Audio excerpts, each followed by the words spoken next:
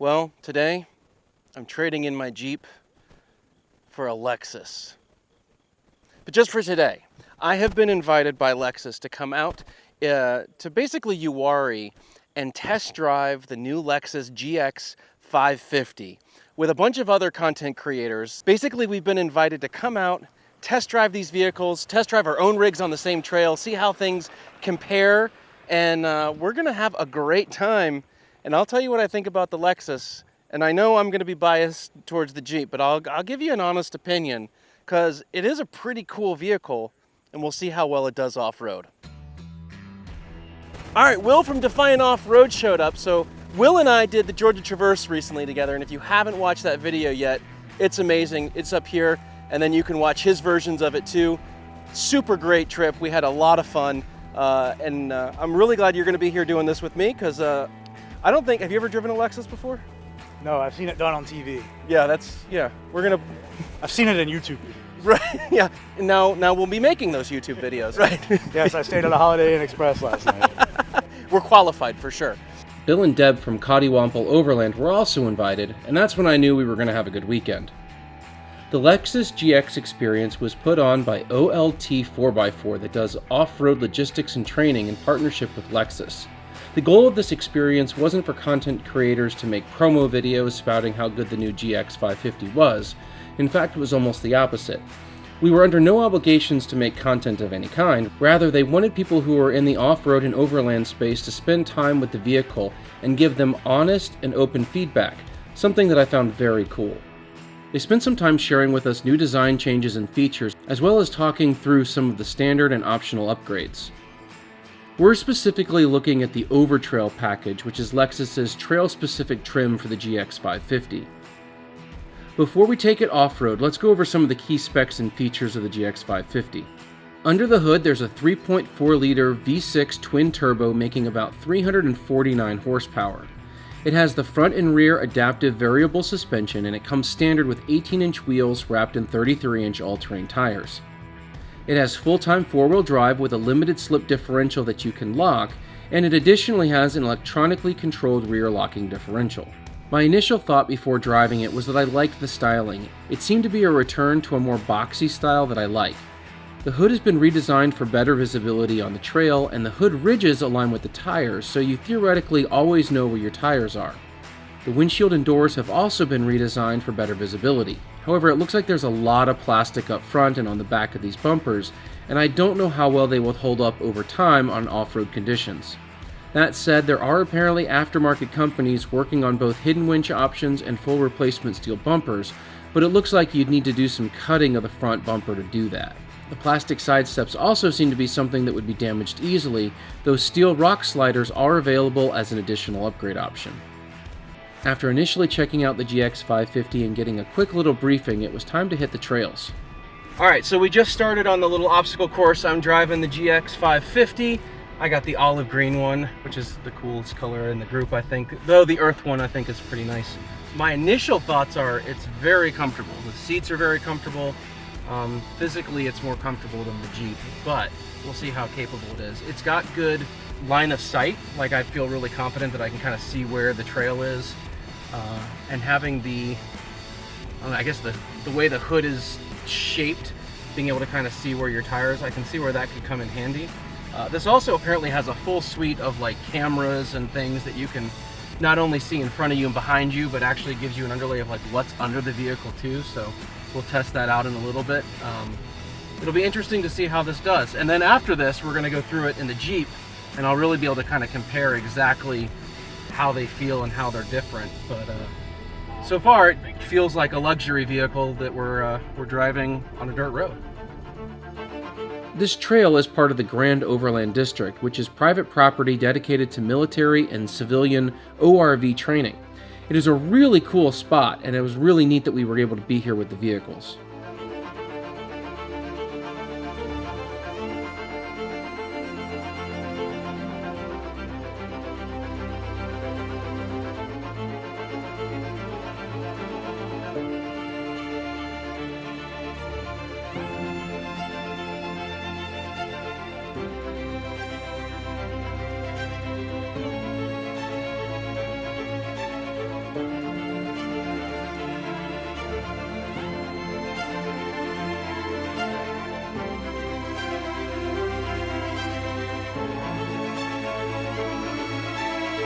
All right, so we're doing a little hill climb here with some decent ruts. We've engaged, I guess it's the multi-track control thing.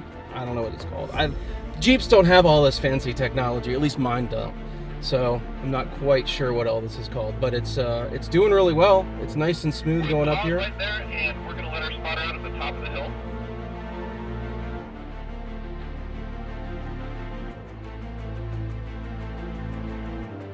So we're doing a little descent here. We're still in the multi-track select. So far, it's doing really well. There's been some good off-camber stuff, some decent sized ruts, and it's navigated through it pretty well, and it's very smooth, not overly bumpy, I guess is what I'm gonna say, in terms of how the suspension is handling some of this stuff.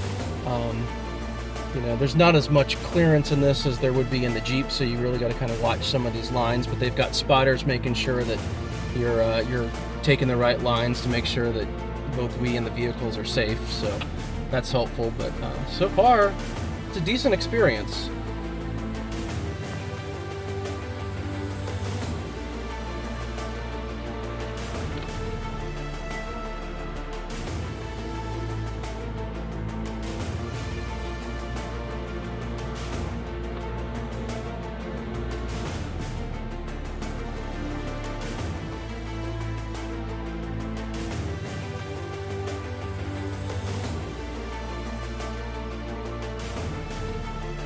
Like nearly every video, the camera never really does justice to the trail or the size of the obstacles, but I can assure you they were bigger than they appear.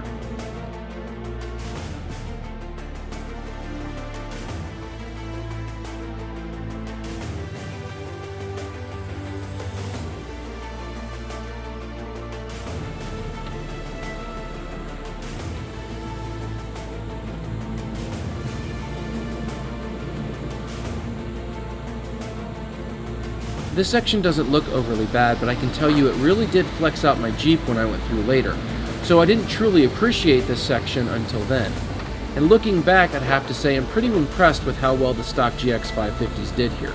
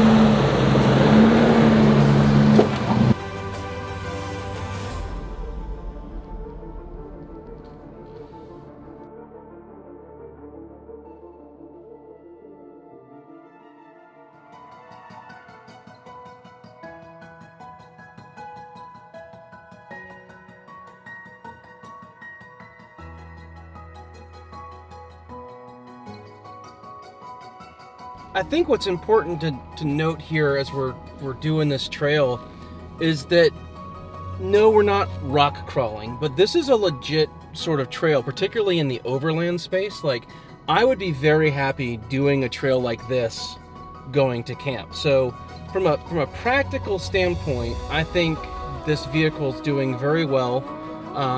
I think it's geared more towards somebody who's probably like more of a weekend warrior, right? Because this is probably also going to be a daily driver. And this kind of trail, at least in the south where we are, this is the kind of trails that we would legitimately encounter. This is not a dumbed down sort of road course. This is a legit sort of trail that we're doing, and it's handling it very well. We do have to be careful. We're going slow. It's on 33s. It doesn't have a lot of flex, so there are places where we're lifting some tires and things like that, but it's doing the trail very well. And I could see, you know, if you had a rooftop tent on here and, you know, you wanted to kind of deck it out with some other gear, this could be a very viable overland rig. Not necessarily what I would call like a rock crawler. Definitely want to do things like maybe add a winch, maybe steel bumpers, things like that.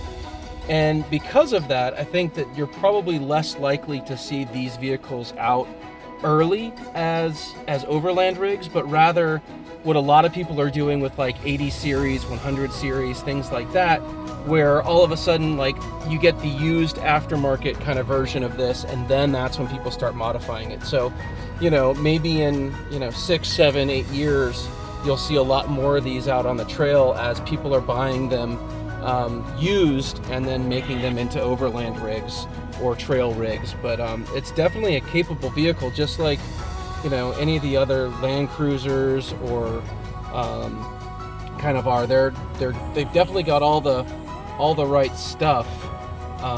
It's just a matter of, do you want to take this off-road initially as a brand new vehicle? And I think it's capable of doing it, but it's probably more likely to be something you'll see in a few years, like you see the 100 series and the 80 series now.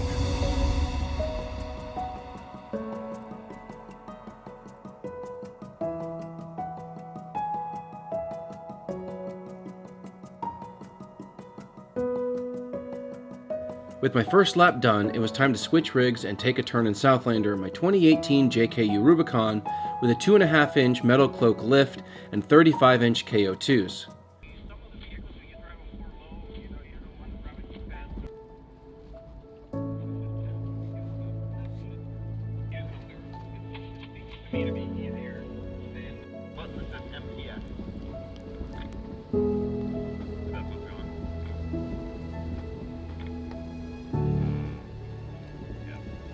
Will and I were talking about this, but the ride is definitely bumpier in the Jeep. That's one thing the Lexus really had going for it, was a much smoother ride.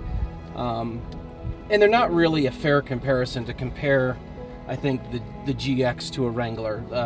One being a solid axle, one being independent front suspension, one being stock, one being very built up. They're just very different vehicles. But I will say that Southlander feels more planted, if not bumpier. I don't have to go through as much things to get to where I want to get to. It just sort of goes and does what it does. As we're with the Lexus, you've got a lot more different crawl control features and all that kind of stuff that are engaging, and things flashing at you and things beeping and big screens telling you what's happening and all that kind of stuff, which is great, particularly if you're maybe less experienced and you're not doing as hard of like off-roading. It's a cool vehicle, but I think ultimately not necessarily a fair comparison against something like a Wrangler that's built with a slightly different purpose, I think, in mind. But if you're looking for a luxury off-road vehicle for moderate like trails and things like that, it's a very comfortable, very capable vehicle, even stock, right? And then after the fact, if you were able to put on a bigger lift, bigger tires, something like a steel bumper and a winch, it becomes even more capable at that point.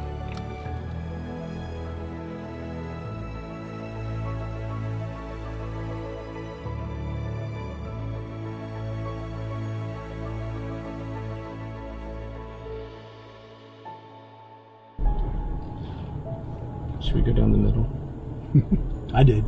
I went down the middle when I went through and did the drop.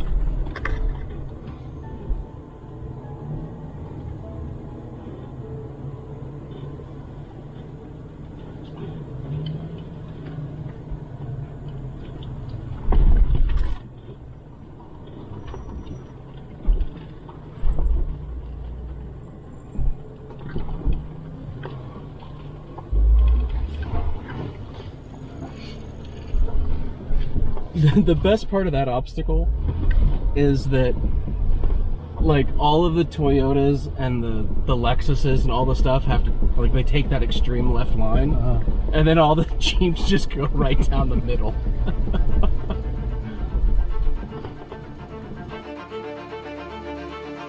After everyone had a chance to finish riding the trails in the GX550 in their own rig, we headed down the field to set up camp for the night.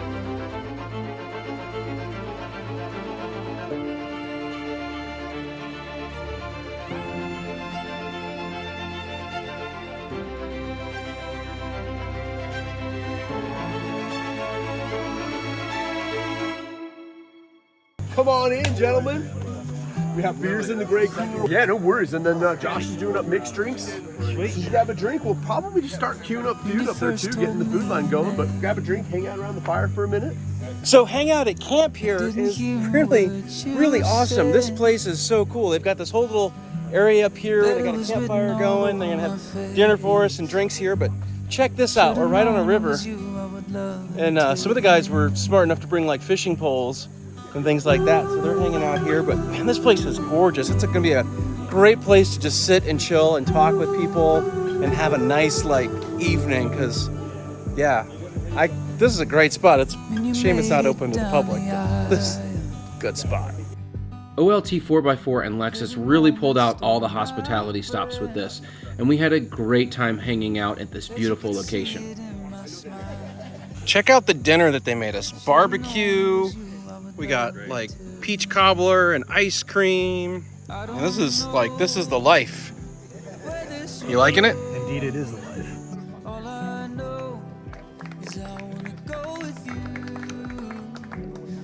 After dinner, we gathered around the fire to talk about our experience on the trail with the Lexus team, and we shared with them what we liked and what we didn't like. I'd love to hear your thoughts. Does the GX550 interest you as an off-road or overland vehicle? Let me know in the comments down below. Until next time, God bless, and we'll see you on the trails. Ah! Totally. That just happened. That's good. It was well played. I'm gonna leave it on there. I had to get him to take the back of it. His sticker, his defined off-road sticker.